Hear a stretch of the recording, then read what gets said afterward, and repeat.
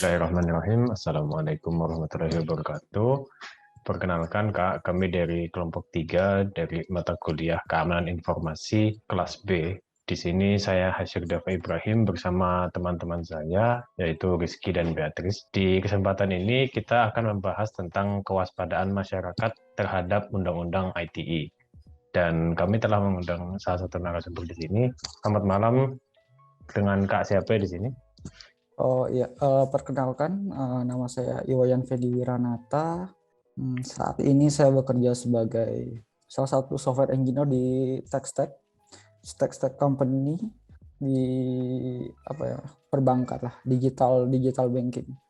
Oh, nah oke. Kak Wayan ya saya panggil ya. Di sini kita ingin meminta waktunya Kak Wayan untuk wawancara sebentar ya Kak. Baik, kalau gitu kita mulai saja. Menurut Kakak, apa yang Kakak ketahui tentang cybercrime? Oke, cybercrime itu kalau dari apa yang saya tahu, cybercrime itu adalah salah satu kriminal yang dilakukan melalui internet ataukah melalui dunia digital ya. Misalnya salah satunya adalah carding misalnya, terus ada macam-macam istilah itu, ada phishing, ada spoofing dan lain sebagainya.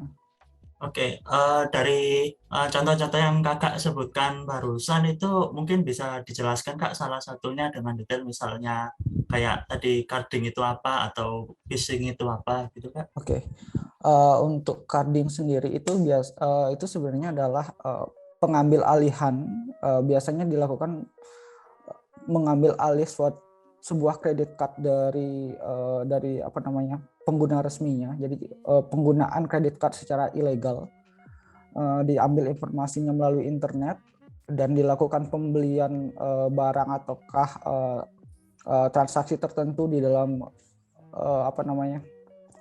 di sebuah e-commerce ataukah sejenisnya, sehingga itu merugikan orang lain gitu. Jadi kalau carding itu kayak membajak kartunya gitu ya kayak? Iya, salah satunya ya itu. Oh gitu. Baik, menurut Kak Fendi sendiri itu apa sih yang dimaksud dengan UU ITE itu? Bisa dijelasin nggak Kak? UU ITE yang saya tahu, UU ITE itu adalah undang-undang yang dibuat oleh pemerintah kita untuk mengatasi adanya mengatasi adanya pelanggaran terhadap di bidang informasi teknologi itu sendiri sih sebenarnya. Jadi ada beberapa pelanggaran-pelanggaran yang ditangani di UU ITE ini gitu. Kalau berdasarkan Undang-Undang ITE yang sudah ada, di Indonesia implementasinya menurut Kakak bagaimana? Udah baik atau masih ada yang kurang? Untuk saat ini menurut saya sudah lumayan cukup baik, tapi ada beberapa kasus yang mungkin ada beberapa orang yang tahu juga, udah pernah dengar juga beritanya, ada beberapa undang-undang tersebut di beberapa poin itu ada ambiguitas atau multitafsir gitu. Jadi dengan adanya ambiguitas itu ada beberapa orang yang memiliki pemahaman yang berbeda-beda sehingga dimanfaatkan tidak maksimal, saya kira di situ.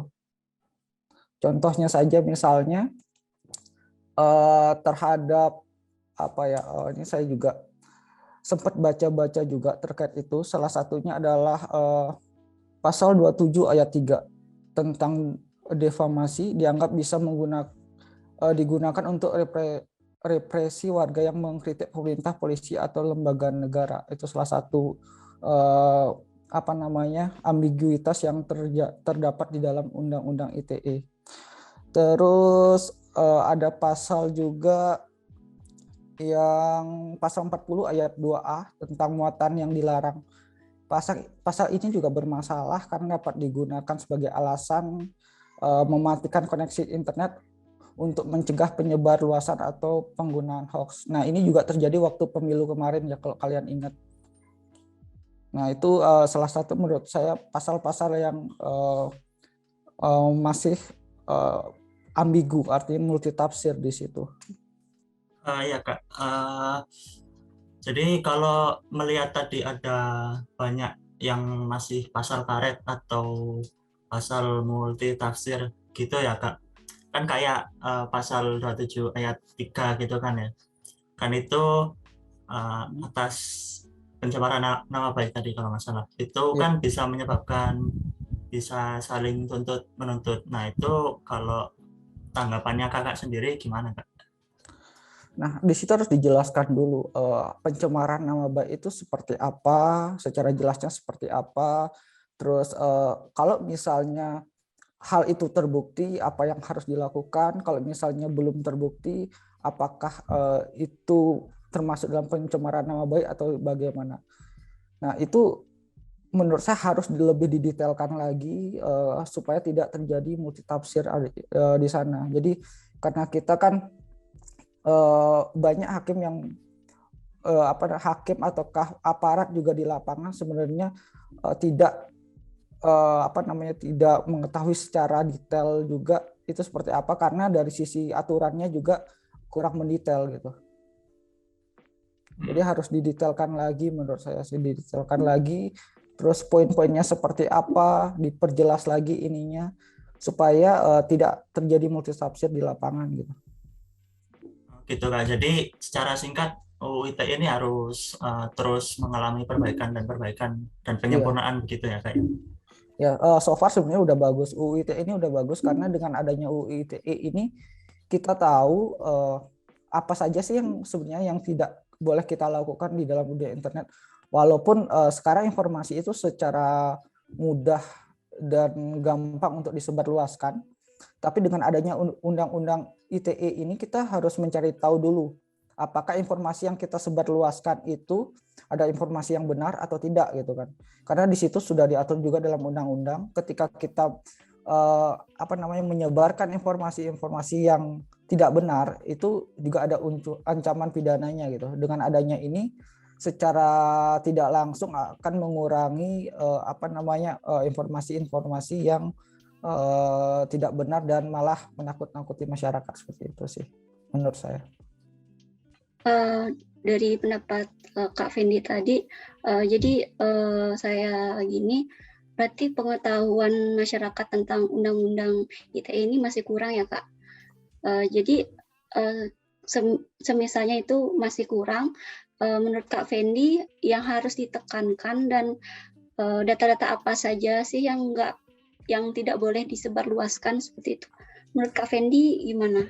Oke, jadi pertama yang saya tekankan di situ, yang pertama emang masyarakat kita kan anggap aja kita dari negara yang masih berkembang ya. Jadi teknologi kita di negara ini belum secara merata disebarluaskan gitu di seluruh daerah. Jadi ada beberapa informasi yang mungkin tidak diketahui oleh masyarakat Indonesia.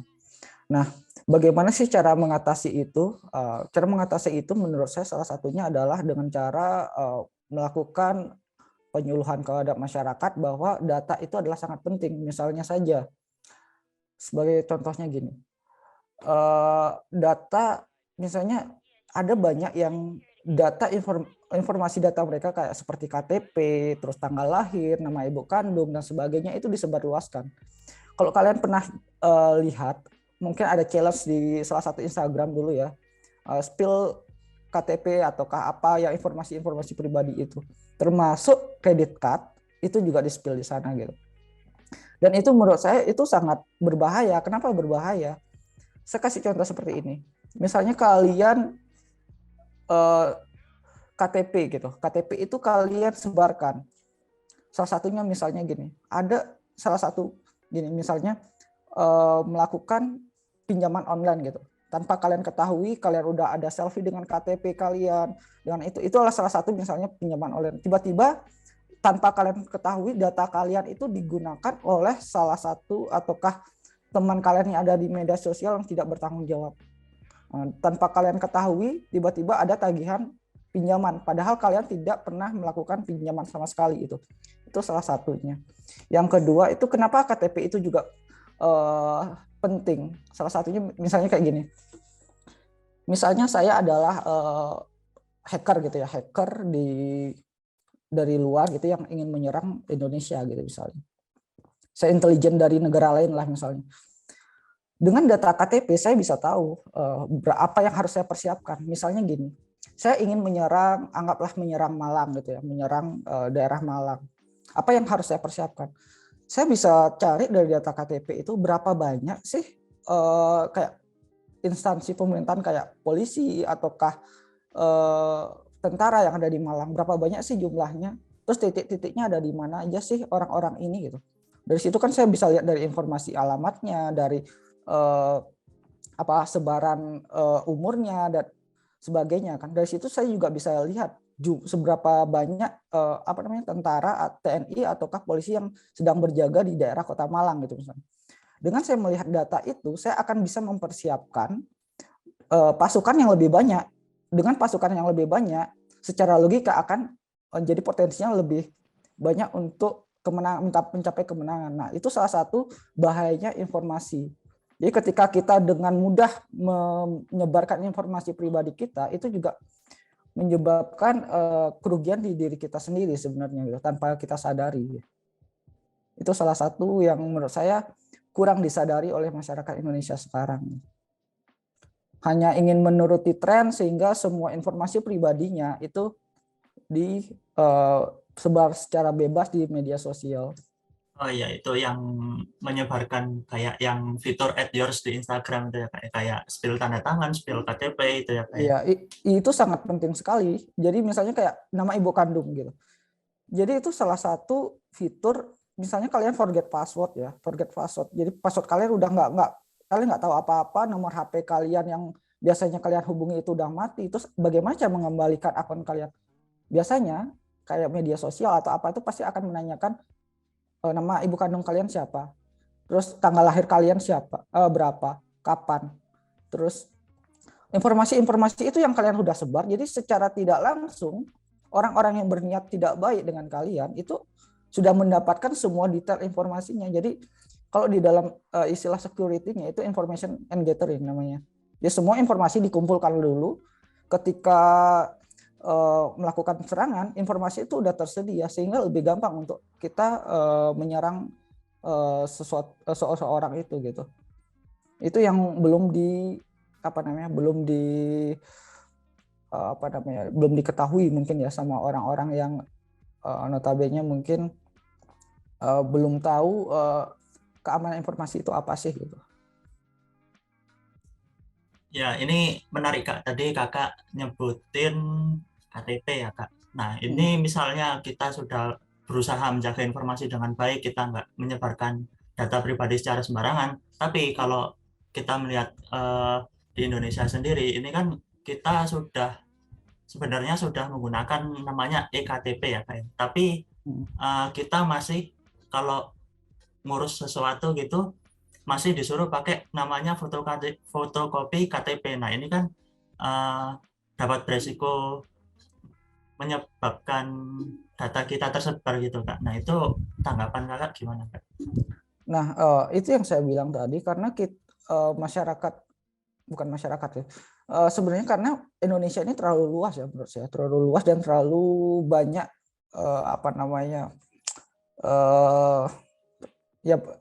sebaran wilayahnya terlalu luas lah. Jadi di situ dibutuhkan infrastruktur yang memadai dulu.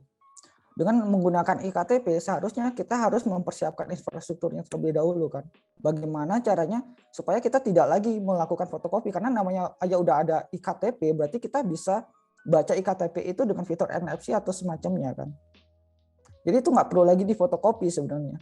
Atau nggak sekarang ada namanya istilah OCR atau apa, tinggal foto mereka udah dapat ekstrak informasinya sebenarnya. Nah, dengan menyimpan data itu di dalam sebuah database itu juga menjadi salah satu menurut saya challenging. Karena apa? Karena dengan kita simpan di database juga itu sebenarnya lebih parah, lebih punya resiko dibandingkan kita fotokopi. Fotokopi itu masih berbentuk fisik. Sedangkan ketika kita simpan secara digital itu akan ada di data center kan. Nah, bagaimana kita cara melakukan pengamanan data-data tersebut? Salah satunya mungkin setiap adanya secara rutin adanya kayak pentest dulu lah, secara setiap API atau apa yang terbuka, port-port yang terbuka harus di-pentest dulu apakah ini aman ataukah informasi ini bisa disebarluaskan secara umum atau tidak. Kalau misalnya tidak, mungkin bisa dibatasi oleh orang-orang tertentu atau pakai whitelist IP-IP tertentu aja yang bisa akses gitu. Seperti itu mungkin. Itu juga sebenarnya terjadi di perbankan juga sebenarnya. Baik, teman-teman masih ada yang ingin ditanyakan ke Kak Wayan? Kalau tidak, baik kita tutup. Untuk Kak Wayan, sepertinya cukup di sini saja diskusi wawancara kami. Terima kasih atas waktunya, Kak. Semoga ilmu yang diberikan bermanfaat ya. Terima kasih. Untuk Kak Wayan, dipersilakan untuk meninggalkan ruang Zoom. Terima kasih, Oke. Kak. Terima Makasih, kasih. Kak.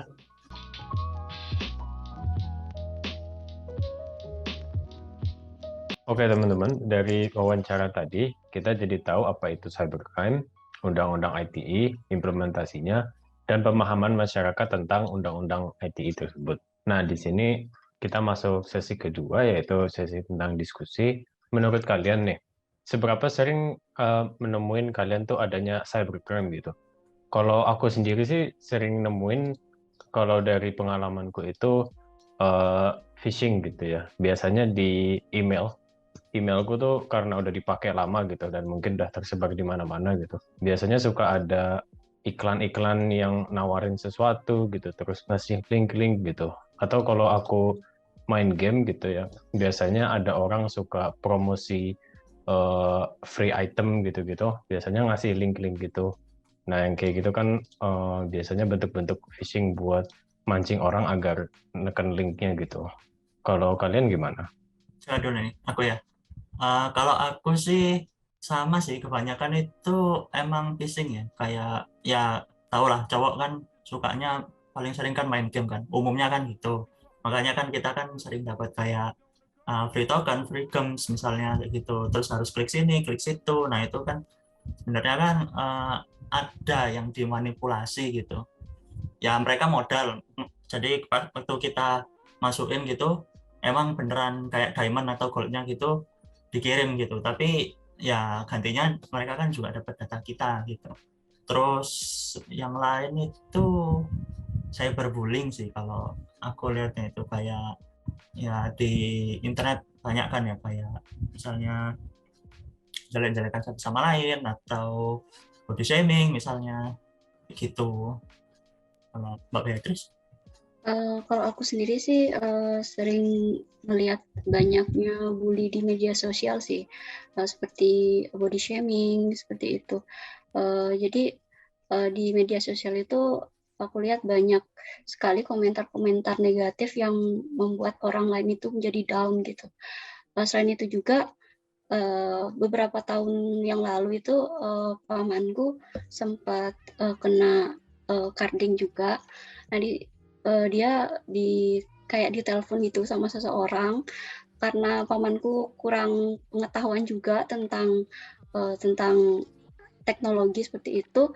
Jadi mungkin pamanku memberikan informasi-informasi yang dimanfaatkan oleh pelaku itu. Jadi adanya transaksi di luar kendali dari pamanku seperti itu. Sejauh ini aku juga sering mendapat spam juga sih, seperti adanya pesan-pesan yang nggak tiba-tiba muncul seperti itu di internet. Untuk aku itu aja sih. Kalau menurut kalian ini implementasi UU ITE di Indonesia itu gimana sih? Kalau menurutku ya itu kayak yang dibilang sama Kak Wayan tadi. Jadi kalau implementasi UU ITE itu ya benar masih banyak pasal karet tadi ya kayak pasal 27 ayat 3 yang bunyinya itu intinya tentang pencemaran nama baik ya. Itu kan jadinya bisa saling tuduh menuduh, makanya kan kita harus maksudku negara itu harus kayak memberikan pemahaman lebih lanjut kepada masyarakat, jadi yang termasuk pencemaran nama baik itu gimana dan seterusnya gitu. Kalau kalian gimana? Share mungkin. Kalau menurut aku ya, implementasi UU ITE di Indonesia itu mungkin lebih ke arah seperti orang-orang yang terkenal atau untuk kasus-kasus yang viral aja gitu. Kalau misal untuk kasus-kasus yang nggak viral, bisa saja kayak lewat dari radar pidana undang-undang ITE di Indonesia gitu. Jadi mungkin kalau misal ada artis atau tokoh masyarakat yang melakukan cyberbullying atau yang istilahnya melakukan cybercrime gitu. Kalau misal hal itu viral gitu, biasanya baru tiba-tiba ada pidana ini itu gitu. Tapi menurut saya kalau untuk hal-hal kecil itu yang apa ya? Mungkin karena implementasinya belum menyeluruh gitu dan akan sangat sulit untuk diimplementasikan terhadap setiap semua ada kasusnya gitu ya. Cuman kan alangkah baiknya kalau misal untuk sebagian besar kasus itu tidak hanya yang viral saja yang ditanganin gitu kalau di Indonesia. Kalau menurut Beatrice gimana? Kalau menurutku sih, kalau dari pendapatnya Kak Feni juga, sebenarnya UU ITE itu sudah ada pembahasannya tentang kasus-kasus cybercrime ini, tapi belum secara detail gitu. Jadi penanganannya juga tidak secara detail. Jadi masih banyaknya multitafsir seperti itu. Selain itu juga masyarakat juga belum terlalu mengerti tentang undang-undang ini. Jadi banyak masyarakat yang meremehkan. Misalnya dia mendapatkan bully di media sosial, banyak yang tidak melanjutkan ke hukum karena mereka tidak mengetahui tentang undang-undang ini seperti itu. Selain itu juga saya juga jarang gitu mendengar kasusnya itu sampai selesai gitu. Jadi kadang-kadang saya mendengar sekarang viral di proses, tiba-tiba di tengah jalan sudah nggak ada kelanjutannya lagi seperti itu. Kalau menurut saya sih seperti itu. Jadi UU ITE ini kurang diimplementasi dengan baik sih di Indonesia seperti itu. Oke, menurut kalian kepedulian dan pengetahuan masyarakat tentang UU ITE itu seperti apa sih? Menurut saya sih seperti itu, kurangnya pengetahuan masyarakat tentang UU ITE, jadi kurangnya implementasi di Indonesia. Kalau menurut kalian gimana sih? Dari Asyir dulu mungkin. Kalau menurut aku ya, kalau misal dari pengalamanku sendiri sih, kalau misalnya seperti orang tuaku gitu, mungkin mereka bahkan hanya tahu saja jenis-jenis cybercrime itu apa gitu, dan itu juga mendasar gitu. Tapi kalau untuk undang-undangnya, menurutku juga kurang tahu gitu. Bahkan aku sendiri mungkin juga seperti itu gitu. Aku juga tahu macam-macam cybercrime itu apa. Cuman kalau untuk undang-undangnya spesifik itu hukumannya apa, terus juga pasalnya itu apa, itu aku sendiri sih kurang tahu gitu ya. Menurutku kalau untuk kepeduliannya, kalau misal dari dilihat materi sekolah misal, waktu aku SD, SMP, SMA kan ada mata pelajaran TIK gitu ya.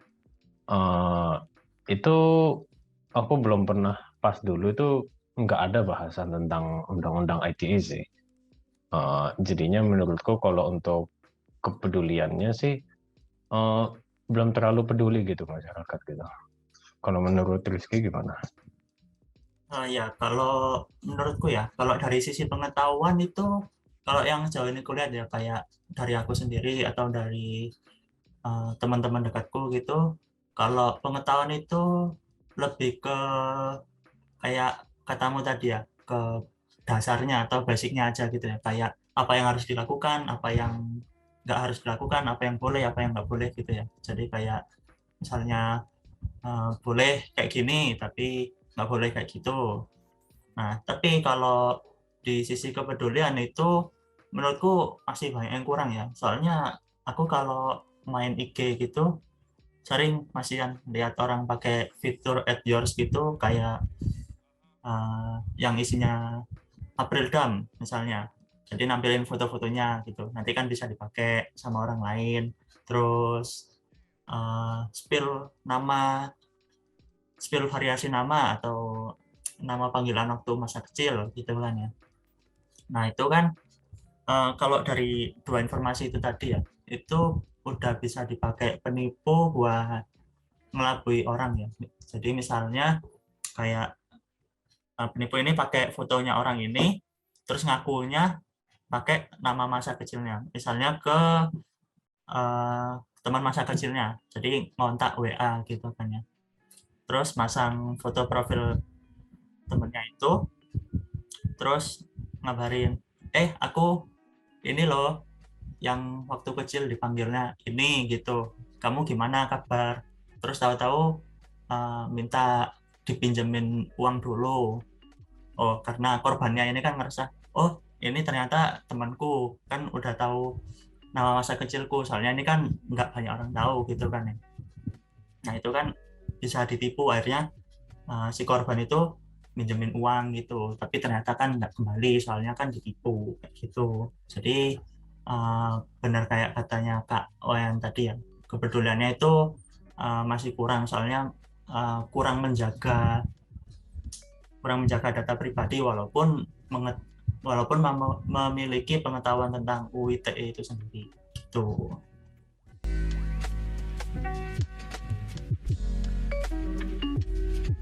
Oke teman-teman, dari wawancara dan hasil diskusi kami, kita semua jadi tahu kepedulian dan pengetahuan masyarakat tentang Undang-Undang ITE yang dimana pengetahuannya masih cukup rendah ya.